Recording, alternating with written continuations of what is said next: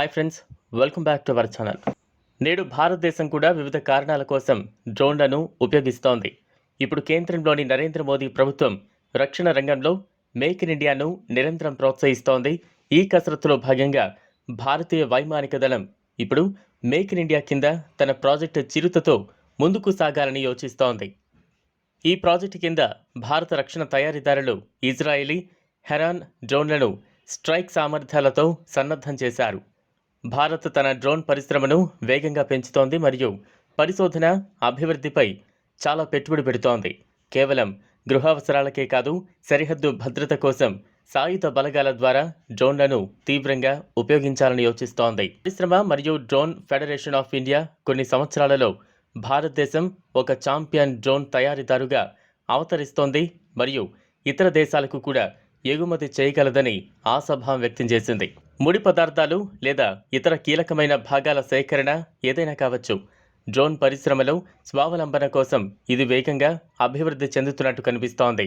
ఈ ప్రాజెక్టు కింద వైమానిక దళం దాని ప్రస్తుత ఇజ్రాయిలీ హెరాన్ డ్రోన్లను మెరుగైన కమ్యూనికేషన్ సౌకర్యాలు మరియు క్షిపణులతో సన్నద్ధం చేయాలనుకుంటోంది. ఈ క్షిపణులు శత్రు లక్ష్యాలను సుదూరం నుంచి లక్ష్యంగా చేసుకుని ధ్వంసం చేయగలవు.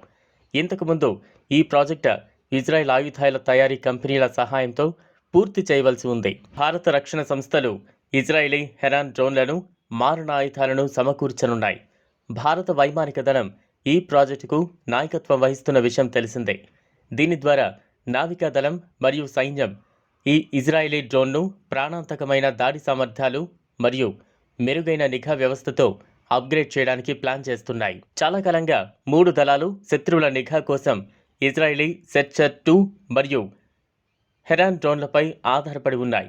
ఈ డ్రోన్లు ఒకసారి అప్గ్రేడ్ చేయబడితే దాడులు నిర్వహించాల్సిన ప్రాంతాల్లోని శత్రు స్థానాల గురించి భూబలగాలు ఖచ్చితమైన నిఘాను పొందేందుకు వీలు కల్పిస్తాయి.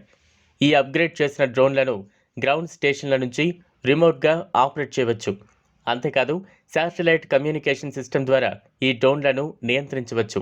వైమానిక దళం యొక్క కొత్త ప్రణాళిక విదేశీ రక్షణ దిగుమతులపై ఆధారపడటాన్ని తగ్గిస్తోంది. ఈ వీడియో కనుక మీకు నచ్చినట్లయితే లైక్ చేయండి, షేర్ చేయండి. మరిన్ని అప్డేట్స్ కోసం మా ఛానల్ను సబ్స్క్రైబ్ చేసుకోండి. ధన్యవాదాలు.